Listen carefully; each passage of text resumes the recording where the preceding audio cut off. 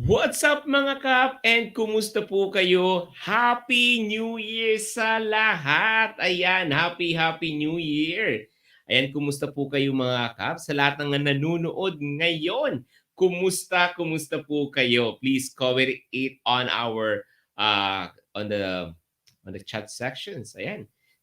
Ngayon lang tayo nakapag-live dito sa ating YouTube channel. Napaka-busy natin this past few weeks, no? So yan, sa mga Kaps nating nanonood right now, please comment it below. Saan ba kayo nanonood? Ayan. So we want you to comment right now kung saan po kayo nanonood. Ayan. So we are currently streaming on YouTube channel of When in Halifax. Ayun. So mga Cubs natin ngayon, no? Napakaganda ng ating weather. Kaya nakita nyo naman, naka-t-shirt lang si Cap. Because we are currently setting up our studio, no? Kind of studio. So, tinatry lang natin tong ating setup para sa ating program, no? Meron tayong program this coming week po mga Kap with Kap Unity Canada. We will have a regular program, regular to mga Kap, no? Every single day with Miss Amelia. So, ayun. So, eto yung trial natin. Kaya sabi natin, kapmustahan. Kukumustahin natin yung mga nasa YouTube natin, mga community natin or community natin dito sa YouTube channel. So if you're watching right now, I want you to comment on the comment section and give me some feedback kung kumusta naman ang ating audio. Ayan. Okay ba yung audio natin? Kasi kung hindi okay yung audio, papalitan natin to. Sabi ganun. Ayan. So I want you to comment section if it's okay, the audio is okay. Okay ba yung background music, di ba? So as we mentioned po mga Kap, we're setting up a program. So niluluto namin ni Miss Amelia and magkakaroon po tayo. Yan, sabi niya, hi, okay po yung audio. Sabi ni Tita Bons. Ayan, Tita Bons. Maraming salamat for giving us feedback. Ayan, maraming salamat, no? So, as we mentioned po mga Kap, that we will have a regular program. Pagpasok ng 2022, we have a regular program. Kung dati po mga Kap, we have a Q&A and of course the webinar. But this coming week po mga Kap, every day na ang ating programa kasama ang aking partner, si Miss Amelie Adjo. So magkakaroon kami ng programa ni Miss Mel wherein we will discuss each topics, no? So meron tayong Q&A, Pinoy Canada Q&A wherein you can ask questions. That's every Friday. And of course, same time lang siya, 9 a.m. Halifax time, 9 p.m. naman Manila time. And of course, yung bago nating launch na program which is parang hindi pa tamang sabihin pero sige sabihin ko na sa mga nanonood right now. So we have like DIYers, you know. Sa mga Kaps nating DIY, we have a program for you, specifically DIYers, no? So if you are DIYers, do it yourself ka, nako, you need to tune in next week because every Thursday po mga Kap, we have a live streaming for DIYers. So we're going to show you step by step what to do, what to prepare, and of course, we will explain to you what the program or requirements of each program, di ba? So yun pinakamaganda, DIYers. And of course, we have also the WhatsApp Cup. What's the latest update? So it's more about the weekly updates po mga Kap, kasama ang ating licensed immigration consultant with Miss Amelia Adjo. I-discuss po namin or share namin po sa inyo yung mga latest updates ng immigration. Diba? Weekly yan, every Wednesday po mga Kap. So every Wednesday, we have a What's Up Kap, what's the latest updates? That's the title of the program. So that's every Wednesday. And of course, Tuesday, we have the Real Talk Buhay sa Canada, your story, your Canadian story. So, yun yung ating mga program. And of course, po mga Kap, hindi yan magiging successful kung wala ka. Kaya po mga Kap, we encourage you to share and pamalita mo na sa mga kaibigan mo yung ating bagong programa. So, yan po mga Kap. So, that's the new program that we have. Real Talk Buhay sa Canada. your story, your Canadian story every Tuesday po mga kap. That's 1 p.m. In Halifax. That will be 1 in the morning sa Pilipinas. Pero yung mga nasa Dubai, Abu Dhabi, perfect timing yon. So, sa Pilipinas lang medyo late-late na pero I think kung nanonood ka sa Pilipinas, laban lang, di ba? So yun ang mga bagong programa. And of course, hindi mawawala yung free webinar natin every Monday naman yon. So, kaya po mga kap, every Monday to Friday na magsasama-sama po tayo because that's our regular program. So each program po mga kap, meron siyang specific na topic. Gaya ng Real Talk Buhay sa Canada. Kagandahan nun, it's a story. We're going to share a story. We will feature a story wherein yung mga caps natin nandito na sa Canada and they want to share their experiences. Yung tinatawag natin real talk. Yung mga hardship, yung mga inspiration natin, ano naman yung positive outcome ng kanilang Canadian dreams, 'di ba? Yung mga nakarating na dito, sulit ba? Sulit ba yung luha? Sulit ba yung waiting time, 'di ba? So maraming mga caps nating naghintay ng taon, lalo na ngayong COVID, no? So sulit ba 'yon? Sulit ba ang waiting time? Sulit ba yung luha, yung pagod, yung pera, 'di ba? So that's our program every Tuesday 1 p.m. Pumakap. That's Real Talk Buhay sa Canada, your story, your Canadian story. So napakaganda nito. Meron akong mga kinausap ng mga caps natin na kapag settle na dito that they will give their story. So pwedeng sila magkukwento or pwedeng interview natin sila or pwedeng sulat babasahin natin. Parang ano no, parang parang malaala. So ganun. Ayan. So, and of course, yung every Wednesday naman natin, sa mga nanonood right now, no, maraming salamat po. I know this is not a regular program. It's 10 in the morning in the Philippines. Some of you are working. Maraming salamat for tuning in. This is just a Kapmustahan with Kap Joey Pumakap. It's a random live streaming. As I mentioned kanina lang, the reason why I do this, because I want to check the audio, the feedback. I want you to give us a feedback about our audio. Ay, sorry. Kumusta ba yung ating microphone? Okay ba yung aking setup? O naririnig nyo ba? May background music ba? Malakas ba yung background music? Cool ba yung music natin? Ayan. Ganda ka ng music natin. No? The reason why I have this music, aside from its upbeat, it's a non-copyright from YouTube para hindi tayo nabablock. So, ayan. Saka medyo hindi naman ganun kabilis. Upbeat. Sakto lang. Ayan. So anyway po mga kap, every Wednesday we have yung nawala ko doon. every Thursday po mga kap, we have the okay, every Wednesday we have the What's Up Cup, what's the latest update. So sa mga cups natin na nagtatanong ano ba yung bagong program, ano ba yung mga kailangan malaman, di ba? Ano yung mga latest updates, ano yung bagong restrictions. So every Wednesday po mga kap, 1 p.m., no? 1 p.m. Halifax time, we have our What's Up Cup, what's the latest update. So that's our program.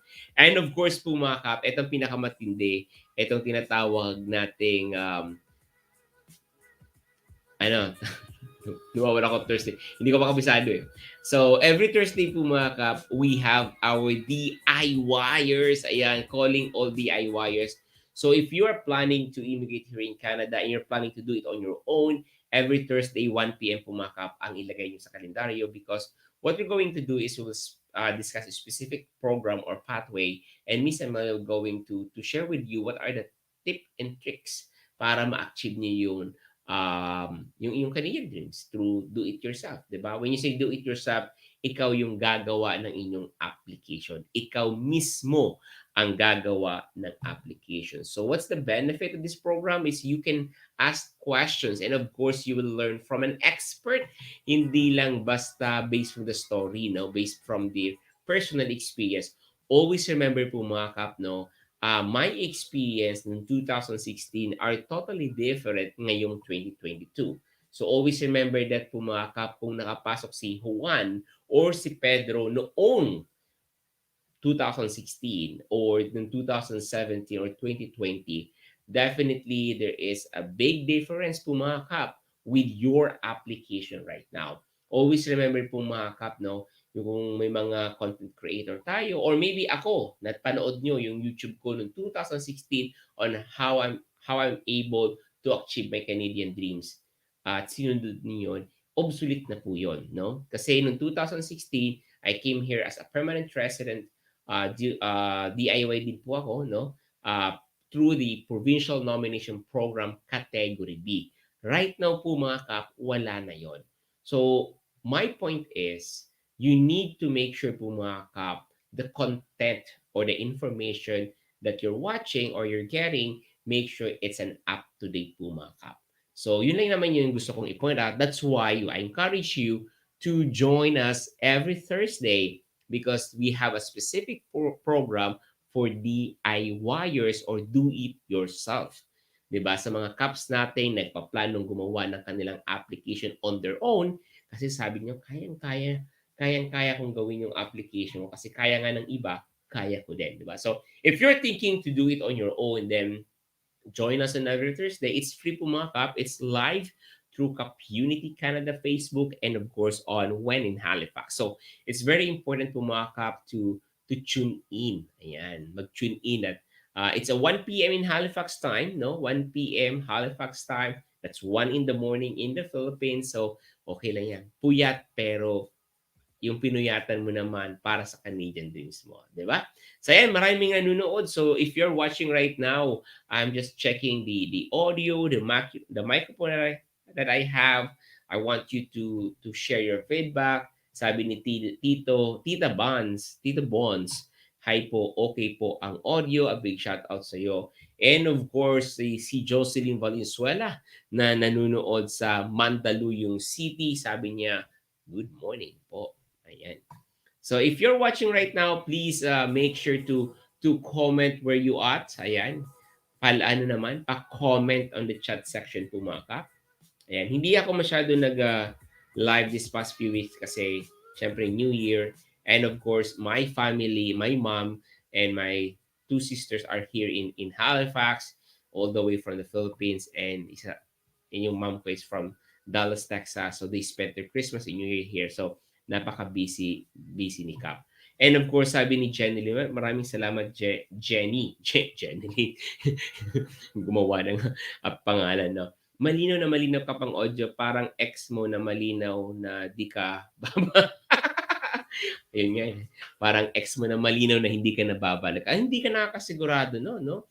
Malay mo, kapag nakapunta ka na dito sa Canada, baka bumalik siya, di ba? Kasi, uy, Canadian na siya. Di ba? So, hindi ka nakakasigurado dyan, di ba?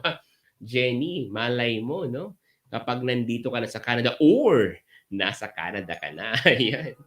Pag nasa Canada ka na, baka balikan ka niya na. Di ba? Uy, si EXO nasa Canada na. Ang hirap kaya makapunta ng Canada.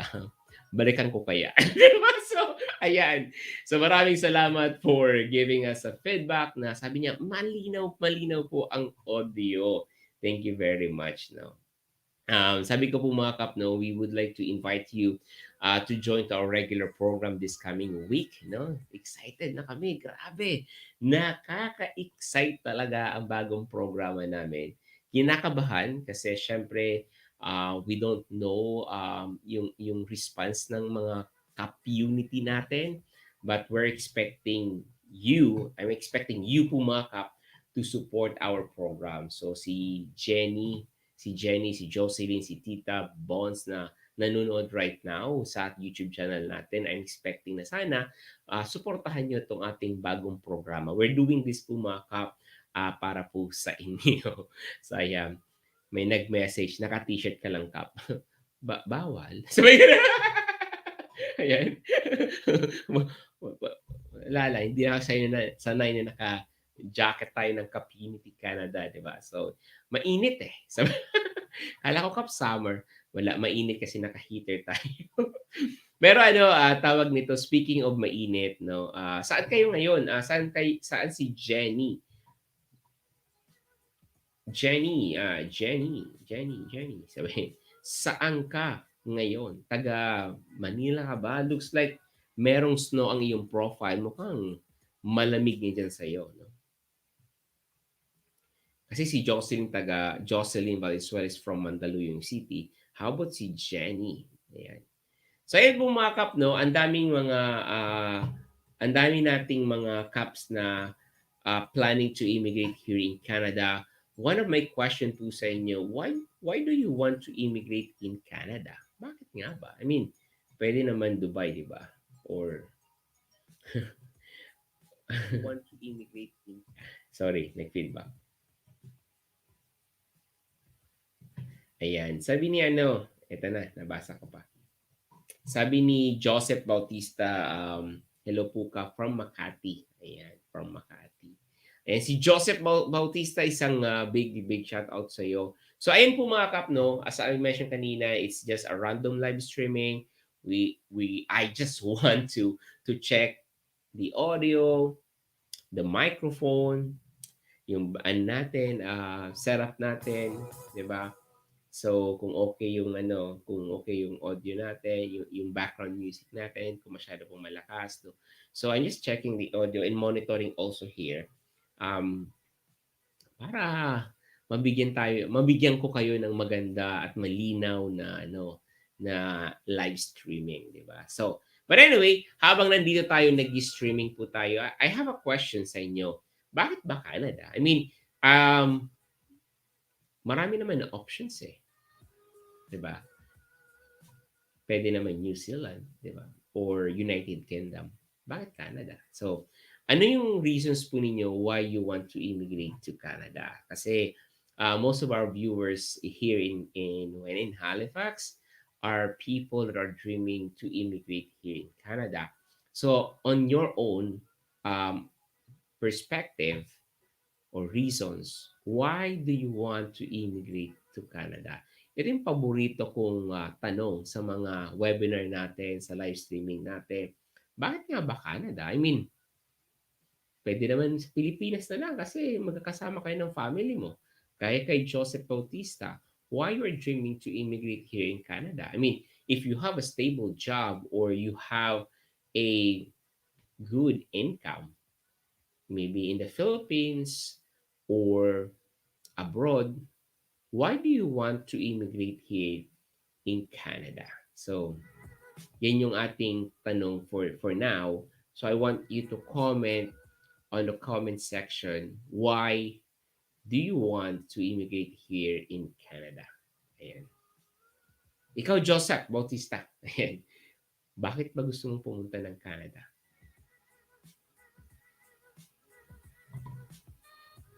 Ayan. Saka si Jenny. Si Jenny mukhang nasa Canada. Ang ganda kasi ng profile pic niya. Yung background niya parang snow na. Ayan. Kasi maraming mga caps tayo, no? They want to immigrate here in Canada because they want to experience the snow. Gusto daw nilang gumawa ng snowman. Ayan. Snowman daw gusto nilang gawin, di ba? At gumawa ng snow angel. Ayan. Yan, para sa akin na kung ako tatanungin, the reason why I want to immigrate here in Canada is for my family, 'di ba? So, iba kasi yung kapag dito sa Canada, it's a family oriented and of course, po mga Canada is the best country in terms of safety. Hindi naman siya perfecto. Meron din mga aksidente, meron din mga um, sabihin na natin mga crime, no? Pero yung crime dito sa Nova Scotia ay hindi gano'n kalaki or ka-frequent or kadalas dito sa Nova Scotia compare sa Pilipinas, no? So may mga, if you're going to research in Google, may mga significant events na nangyayari dito sa Nova Scotia. Like last week, no, may bata na, I'm not sure with the news, so I will not share it, but merong insidente doon na so meron din, hindi siya perfecto. However, yung competent ka or confident ka na alam mo that your kids is safe here in Canada. Yun pinaka-importante. So, I'm not saying pumakap na, uy, dito is very safe in Canada, or sabihin ko na napaka-safe dito, walang krimen dito. There is, di ba? So, hindi naman siya totally perfect, no? Meron din. Merong nakawan din, 'di ba? Pero hindi gano'n kadalas. Alam mo 'yun? Siguro 3 months, ano, hindi everyday, parang gano'n, 'di ba? So, and then malayo yung lugar, 'di ba? So, guys sa Halifax, puwede sa ibang lugar. So, I will not specify yung news kasi hindi ko ni-review sabay hindi ko ni-review 'no. But anyway, I just want to shout out the doc. You got this. Kilala ko 'to, eh, ayan. Nasa kabila lang 'to, ayan. Ayan po mga kap. So yun, I just want to ask everyone that are watching right now. So if you are dreaming to immigrate here in Canada, what's your reason or reasons why you want to immigrate here in Canada? I mean, alam ko po mga kap, no, majority of the Canadian dreamers are already have a stable job. It's either they're working abroad, nasa Pilipinas, alam mo yun, maganda ng kita, di ba? Stable job na, di ba? So, yun. Ano ba yung reason mo bakit gusto mong pumunta ng Canada? And beside po mga kap, you have an option. Hindi naman ang Canada yung best country, di ba? Pwedeng UK, di ba? Pwedeng United States, di ba? 'Di ba? So, yan. Sabi ni Mary Ann, which is I would like to say, maraming salamat po, Mary Ann, for sharing your thoughts. Good morning, Kap from Laguna, Philippines. Why Canada? Sabi niya, education and healthcare for my family. Ayan. As we old, we want to secure the future of my kids and retirement as well. Alam mo, Mary Ann Diaz Panes, maraming salamat for sharing your thoughts because when you share your thoughts po mga kap or maybe reasons why you want to immigrate here in Canada, nakakatulong ka din sa iba nating mga caps na alam mo yun, nagde-decide pa lang sila kung Canada, UK, or New Zealand or Australia. When you try to comment on our conversation right now, you're also helping them na matulungan sila na maintindihan, oo nga pala, no? 'Di ba? So, ayan, thank you, Mary Ann, for sharing your thoughts about it. But again, I'm going to agree on this reasons po why you want to immigrate here in Canada because the education. Why? The education, we all know po mga kap, kahit i-google nyo, alam mo, i-research po ninyo that Canada, they have a quality education. So, from primary to high school, kahit niyan, um, diploma or university, makikita mo yung mga school is nasa standard, di ba? So, quality education ika nga, di ba? Aside from the education, pag pinag-usapan natin yung quality, idagdag mo pa yung libre, di ba? Take note po mga kap. Hindi nakakamali, no? It's a free education from primary to high school. So I think that's one thing na kailangan mong tatandaan, libre na, quality pa, 'di ba? Kasi 'pag libre sa Pilipinas, 'pag libre mahinang klase, 'di ba? Dito po mga kap, libre na, maganda or quality yung education dito. And I can see it to my kids. I have two kids here in Halifax, Nova Scotia, and I can see also the quality education or the output ng education system dito sa Canada. And I can say okay siya, but you cannot compare the education practice ng Pilipinas at ng Canada because it's totally different po mga kap. 'Di ba? Sa Pilipinas, sabi ko nga nagkikwentuhan kami, naalala ko, pagpapasok ka ng school, kailangan mo na naka-backpack ka or naka-trolley ka, no? Kasi kailangan magdala ng maraming books. Kasi kailangan mo magdala ng books kasi kung hindi papagalitan ka o palalabasin ka, di ba? And of course, there's quiz and exams, di ba? But dito sa Canada po mga kap, they're not my kids are not bringing books, no?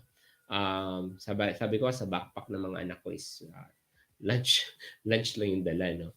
But they have the reading materials in the school and sometimes pinapadala sila ng book, mga chapter book na tinatawag. So that's a time lang na may dala silang book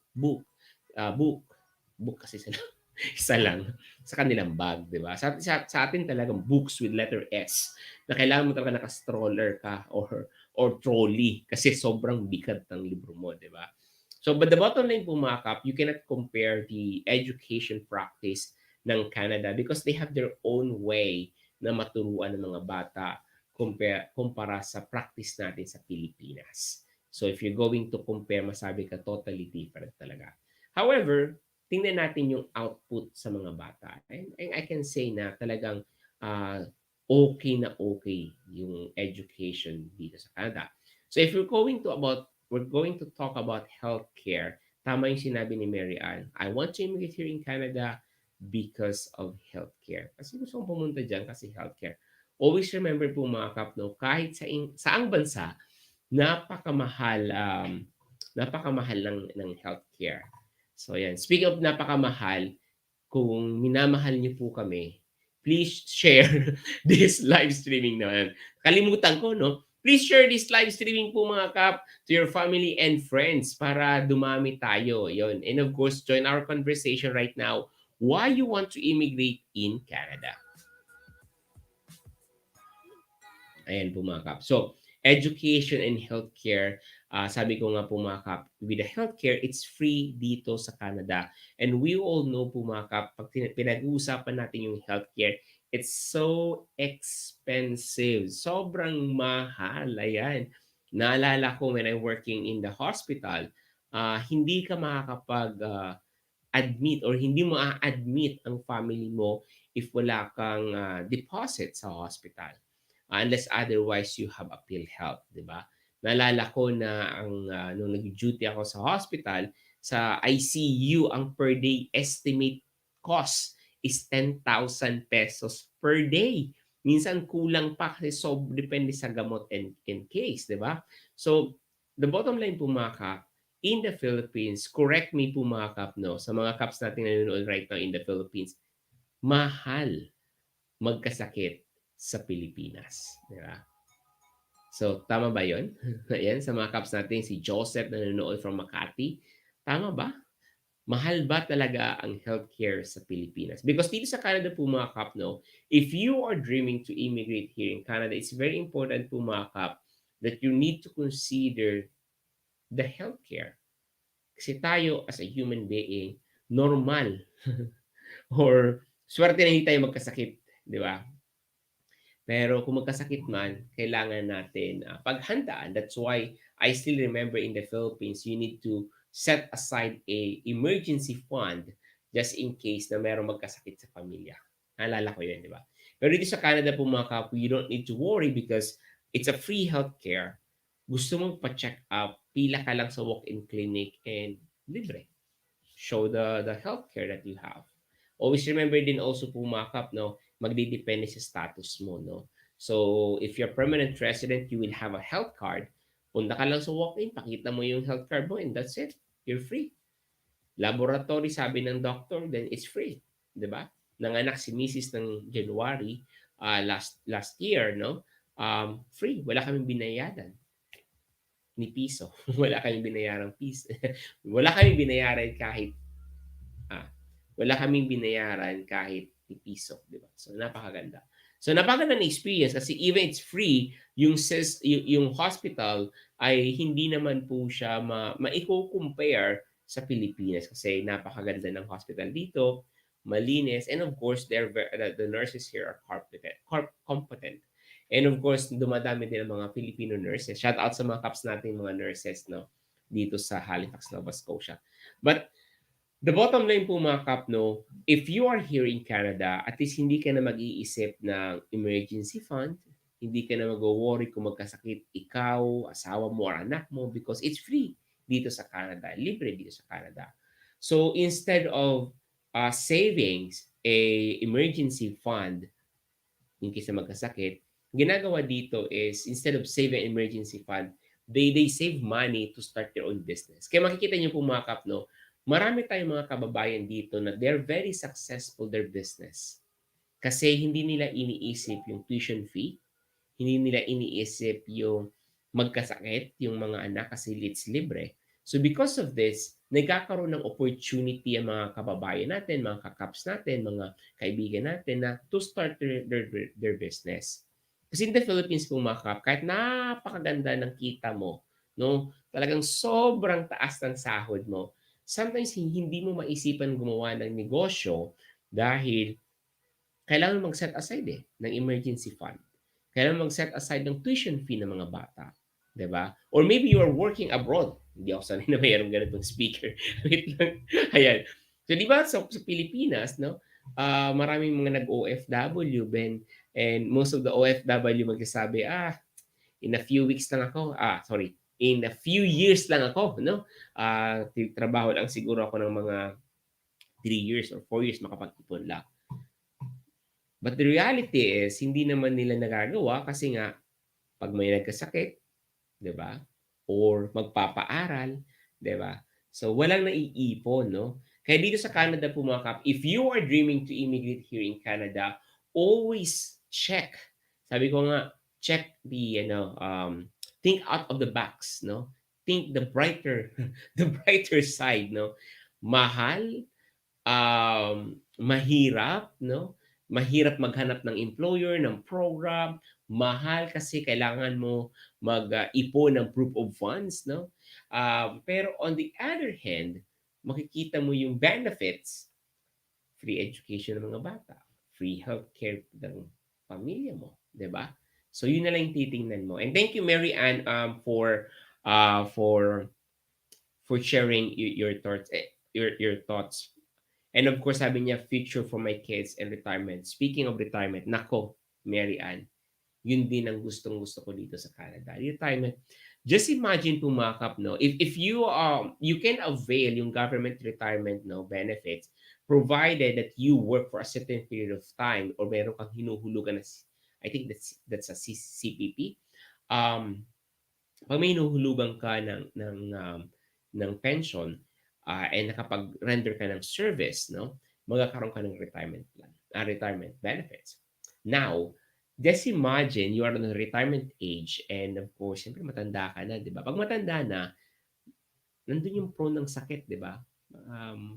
Palagi nagkakasakit or kailangan ng maintenance or kailangan ng medical check-up, di ba? So just imagine it's a free healthcare dito sa Canada. So if you are in retirement, you're getting a pension, do you think magagastos mo ito sa healthcare? I don't think so. So, pwede siguro sa gamot, di ba? Pero pagdating sa medical procedures or na-hospital ka, di ba? So, walang gagawin kundi punta ka lang sa hospital. And that's it. Di ba? Libre. Sa Pilipinas, ang dami nating mga kababayan na kakilala ako personally, no? Mga government employees and they have a very good retirement benefits from the government sa GSIS, di ba? Or yung mga teachers natin, no? My mom is also a teacher. I'm very proud also that my mom is a public teacher in the Philippines. Pero yung pension is not enough in the Philippines. Lalo-lalo na pa nagkakasakit. And that's a sad reality po mga kap. So, if you're dreaming to immigrate here in Canada, I'll tell you straightforward po mga kap, it's not easy, no? Dadaan ka sa butas ng karayom. Yung waiting time, nako, nakakaubos ng oras. Ang hirap i-predict ngayon, no? Ng processing time right now because of COVID. However, kailangan nating habaan yung pasensya, kailangan natin habaan yung ating yung waiting time kasi talagang medyo mabagal, no? Kasi lalo ngayon sa COVID, no? So, however, on the other hand, makikita din po yung benefit na sinabi ko nga, 'di ba? So worth it nga ba, 'di ba? Kayo makakasagot niyan kasi iba-iba ang mga perspective natin, 'di ba? So I am just here to share with you. I just want to shout out Mary's Sanchez. Hi May, kumusta? Good morning, Kap. Ayan, good morning din sa iyo, May Sanchez. Ayan, sabi niya, the audio is superb. Yan. Maraming salamat, May Chris. And of course, I just want to also to mention Jenny, Canada kasi yung best quality of life, stable economy, and more option for work opportunity. Actually po mga kap, I just want to highlight this, no, Jenny. Napakaganda ng sinabi mo kasi ang dami talagang opportunity dito sa Canada, no? So, Hindi na tayo lalayo. I'll just give myself an example, no? So, I am a nurse by profession.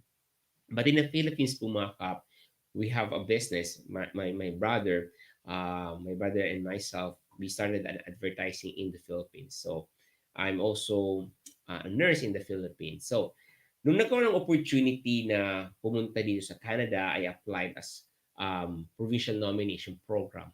Nabigyan ng pagkakataon na makapag-apply at mabigyan ng ITA or invitation to apply to cut the story short, nakapunta dito sa Canada as a permanent resident. And nag-work din ako sa CCA, di ba? After a year or 2 years, I think, I started my advertising agency. Kasi nandun yung passion ko eh. So, sabi ko nga, we have a business in the Philippines with my brother. Meron kami advertising agency in the Philippines. Sabi ko, ito yung gusto kong gawin. Itong advertising ang gusto kong gawin, di ba? So what I did po mga kap is, I started my business. And before I started, nandun yung takot, di ba? So, wala akong kakilala, wala akong experience na magpatakbo ng negosyo dito sa Canada. So, what I did, I enrolled, no? Ang daming opportunity na mag-aral ka ng mga business courses, business training or programs na provided ng government. So, ang daming business education and training na available dito. So ito yung sinasabi ni Jenny na more option for work opportunity. So if you're planning like you're going to work for a certain period of time and then start your own business because you have a passion na gusto mong i-push dito sa Canada, why not? It's very possible. And of course, if you want to shift career, no? You're a nurse, then later you want to be um, sabihin mo gusto mo na maging nurse practitioner, no? Gusto mo yung parang kang doktor, then you can upgrade your education into a nurse practitioner, 'di ba? So, yung nurse practitioner naman, yun yung ini-aim ko if I push myself in a healthcare at naging nurse ako, I think I'm going to upgrade myself into nurse practitioner. Pero since hindi nga nangyari, nagnegosyo tayo. So, ang bottom line is there's a lot of opportunity dito sa Canada. You can start your business. There's a lot of government support if you want to start your own business. You want to shift your career, no? From a nurse to a nurse practitioner or nurse you want to be admin or you want to be a IT. There's a lot of opportunity po mga kap. The good thing about here in Canada is you can do it at the same time. May mga caps tayo na nagtatrabaho at the same time nag-aaral. Or may mga caps din tayo na mga full-time students sila and they get some support from the government as well. 'Di ba? So, maganda po dito sa Canada because if you're thinking to shift your career, gusto mo magbago, gusto mo mag-upgrade, pwede dito sa Canada. But let's be honest po mga kap, it's not an easy way, 'di ba? May mga hardship po 'yan mga kap. So ayoko mag-sugarcoat sa inyo, no? So let's face this. It will not be easy, no? Pero the bottom line po mga kap is there is an opportunity for you once you are here in Canada. And I still remember po mga kap, no? If you are working in the Philippines, no? If you're working in the Philippines, especially in the Philippines, I work in the Philippines po mga kap. Kapag nagtrabaho sa Pilipinas, hindi mo maiisip na magnegosyo. The reason why is, sabi ko kanina, you're setting aside a budget for education, kailangan mo mag-save. You're setting aside for emergency fund just in case na magkasakit, meron kang ipon. That's why po mga kapag nangyayari is your work, work, work, and work. No? Wala kang, hindi nakaka, ah, hindi na naiisip na mag-start ng negosyo.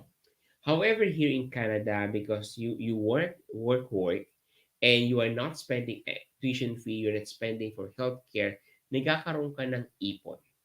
Wherein yung ipon na yon, pwede mong simulan yung iyong pangarap na negosyo. Kaya po sabi ko kanina, ang dami dito mga caps na nakapag-start sila ng kanilang negosyo. It's either big, small, pero ang dami pong opportunity. That's the bottom line. Ang daming opportunity dito. Again, it depends to the individual. Depende naman sa tao, no? Hindi naman yung success ni Juan ay success ni Pedro, di ba? So, the bottom line is, nandyan yung opportunity. You just need to look for that opportunity. And of course, bago tayo pumunta sa mga opportunity na yan, I just want to shout out Doris Anyun Nuevo. Ayan. Doris, Happy New Year! Ayan. So, ayan. Ayan. Ayan. I just want to read this one. No? Sabi ni Jenny, dati po ako sa Japan, ngayon nasa Pinas po, DIY and on process na po yung application ko. Done na po yung biometrics and medical next week. Hopefully, maging maayos ang processing ng application ko. So, yun, sabi niya, pray. Speaking of pray, when I'm applying here in Canada po mga kap, lahat namin sinasabi sa mga kaps natin na if you are dreaming to immigrate here in Canada, make sure po mga kap to include prayers, no? Hindi pwede na kaya pa to. You're going to do it on your own. For me po mga kap, mas maraming dasal, mas magiging successful po yung inyong application. If you can offer a mass, then do it po mga kap. Because I experienced that one. Napaka-smooth ng application ko because sinamahan natin ng nagdasal, no? And hindi ko yan, kinahihiya, no? I'm very proud of it that you need to include prayers in your application po mga kap. Kahit anong religion mo, kung anong faith mo, you need to pray. You need to include prayers in your application kasi walang imposible with prayers. So, what I'm saying po mga kap, no, you did your, especially pag nasubmit mo na yan, nabigay mo na yung mga application, nasubmit mo na at naghihintay ka na, wala ka nang magagawa kundi maghintay. So while waiting, I want you to pray and make sure po mga kap, i-ask mo, no? Ako, palagi ko pinipray na Lord. Sabi ko, if Canada is for me, let it be done. Diba? So, ikaw nang bahala. Ganun yung prayers ko. So, yun. So, I'm praying na, Jenny, na maging okay yung iyong application. And speaking of DIY siya, no? So, if you are DIY po mga kap, I would like to invite you to join our regular program. Next week po mga kap, we have our work, study, immigrate to Canada, do it yourself. Ayan. So, this is for DIYers. Every Thursday po yan mga kap. 1 p.m. No? 1 p.m. Halifax time. So, maganda itong mga kap, itong programa na to because it's a DIY. Bisa ng DIY po mga kap, we will going to experience specific program kasama si Miss Mel. And of course, we're going to share with you what to do step by step. Di ba? Napakaganda. So, ayan. So, yun. DIY si Jenny. Sabi nga, wala talagang imposible pag DIY, no? Ano yung mga techniques, no, Jenny, na ginawa mo to make this your application successful? Kasi marami tayong mga caps na they're planning to do it on their own. Pero ang tanong dito is, paano nga ba magsisimula? Di ba? So, kung yan yung tanong mo, join us on Thursday po mga kap because it's for DIYers, no? So, if you're a DIYer, no, ikaw gagawa ng application mo on your own, join us every Thursday po mga kap. And of course, pag mga bitin ka sa questions, no, may marami ka mga tanong, join us every Friday. We have the Q&A live streaming kasama si Miss Mel. Ayan. So anyway po mga kap, napaka daldal natin. Nakatawa ko doon sa nag-private message. Kap, naka-t-shirt ka. Okay lang naman po yun. Sabi ka Ayan, hindi lang siguro nasanay sila na, na naka-t-shirt tayo.